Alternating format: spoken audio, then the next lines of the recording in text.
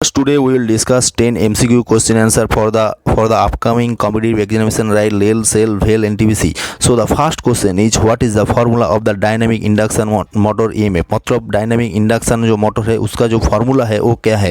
What is the formula of dynamic induction motor जो EMF है. What is the formula of the EMF in induction motor. Option A क्या है BLB, option B क्या है BLB sine volt, option C क्या है BLB sine theta volt, option D क्या है BLB कॉस थीटा वोल्ट. तो यहाँ पे हम लोगों को जो डिस्कस करना है तो यहाँ पे आपका जो BLB वो इसका बीच में जो एंगल है वो क्या होना चाहिए, हमेशा साइन होना चाहिए तो EMF के लिए. तो यहाँ पे ऑप्शन सी क्या हो गया, राइट आंसर हो गया BLB sine volt.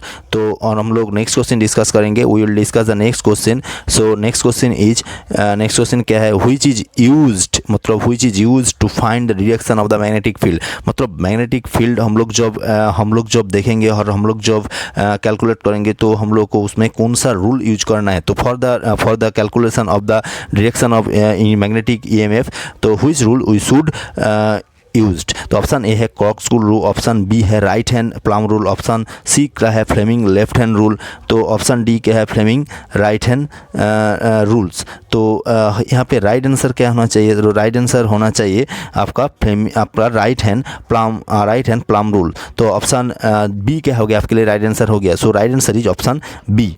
Next question को डिस्कस करना है. We will discuss the next question. What is the next question. Next question है what is the name of the parts of the DC generator. मतलब DC generator में यहाँ पे जो parts है वो पार्ट्स का नेम क्या है. मतलब यहाँ पे जो पिक्चर में दिखाई दिया तो DC जनरेटर का जो पार्ट्स है उसका पर्टिकुलर उसका जो नेम है वो नेम क्या होना चाहिए आपका DC जनरेटर का. तो यहाँ पे ऑप्शन दिया हुआ बहुत सारा ऑप्शन है. स्टेटर है, यहाँ पे पोल कोर है, पोल शूज है और योक है, और योक मतलब और फ्रेम है. तो यहाँ पे राइट आंसर होना चाहिए आपका पोल शू. तो राइट आंसर हो गया option C, right answer is pole shoe. We will discuss the next question. What is the next question? How many parallel path is the duplex lab winding of the 4-pole DC generator. तो यहाँ पे हम लोगों को देखना है. तो option right answer हो गया ऑप्शन ए है, ऑप्शन बी में 6 है, ऑप्शन सी में 8 है, ऑप्शन डी में हो गया है 12. तो what is the right answer for calculate the how many parallel path में हम लोग 2 लेते हैं. A equal to 2 we denote the A equal to 2. So यहाँ पे 4-पोल DC जनरेटर है. तो here is the four pole DC generator. So 4 × 2 यहाँ पे 8 पैरेलल पाथ होना चाहिए. तो ऑप्शन सी हो गया right answer 8. So next question को हम लोग डिस्कस करेंगे. नेक्स्ट क्वेश्चन क्या है, name of the parts of the DC generator. तो what is the name of the parts of the DC generator. तो यहाँ पे DC जनरेटर के कुछ पार्ट्स है, वो पार्ट्स का नेम क्या है, what is the name of the DC generator. Option है side end in plates, option B है pole shoes lamination, option C है कम्यूटेटर सेगमेंट, ऑप्शन डी क्या होगा armature core lamination.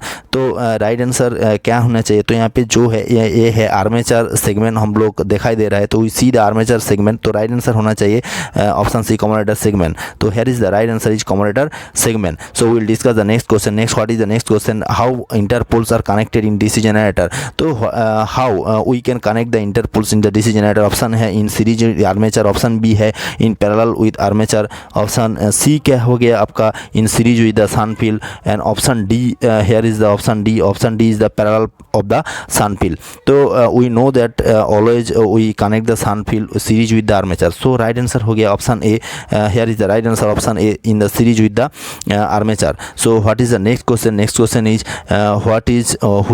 what is the necessary to residual magnetism in the self excited DC generator. It is very important question. What is the importance of the DC excited generator. Residual magnetism का what is the importance. Option A है build up the voltage, option B build up the field current, option C क्या है reduce the armature current, option यहाँ पे D है magnetism constant output voltage. तो option D magnetism constant output voltage. तो यहाँ पे here is the right answer होना चाहिए. तो ऑप्शन डी. तो आपका जो तो कांस्टेंट आउटपुट वोल्टेज है वो हम लोगों को मेंटेन करने के लिए वो हम लोग रेसिडुअल मैग्नेटिज्म हम लोगों को चाहिए for the purpose of the DC self excited motor. So यहाँ right answer is option D. So what is the next question. Next question is which are the 2 points that we brass connected the resistance measure the DC machines. तो which are the main 2 points. तो यहाँ पे option में क्या है, option है resistance between the opposition brushes. Option B क्या हो गया आपका, ऑप्शन बी हो गया आपका resistance between the brush and commutator. Option C है resistance between the brush and commutator. Option D है resistance between the brush and the commutator armature. So here is right answer is resistance between opposition brushes. तो option A क्या हो गया आपके लिए right answer हो गया. तो 18 राइट आंसर हो गया option A. So next question है what is the next question है which voltage drop is indicate the portion of the mark X. तो यहाँ पे जो मार्क एक्स को मार्क किया, तो यहाँ पे जो पोर्शन को जो इंडिकेट किया वो क्या है. ऑप्शन ए देखिए आपको फुल लोड ड्रॉप है. ऑप्शन बी क्या है आपका आर्मेचर वोल्टेज ड्रॉप है. ऑप्शन सी है आर्मेचर रिएक्शन ड्रॉप हो गया. तो यहाँ पे जो राइट आंसर होना चाहिए, तो आप वहाँ पे आपको देख रहा है, तो यहाँ पे जो ग्राफ है, ग्राफ में क्या है आपका जो फुल लोड का जो ड्रॉप हो रहा है वो इंडिकेट किया. सो ऑप्शन ए क्या हो गया, फुल लोड वोल्टेज ड्रॉप हो गया. नेक्स्ट क्वेश्चन को डिस्कस करना है. What is the next question क्या है, what is the name of the compound generator in the shunt field in connected in parallel armature coil. What is the name of the compound generator in the shunt field connected to the parallel armature coil. Option A है long shunt compound. Option B cumulative compound. Option C क्या हो गया different compound. Option D क्या है short sun compound. So here is the right answer क्या होगा आपका short सन compound. सो ये the right answer is option D. So thanks for watching my this video. किसी को कुछ डाउट है तो हमारा कमेंट बॉक्स से कमेंट कीजिए और हमारा बेल आइकन भी प्रेस कीजिए. Thanks for watching my this video.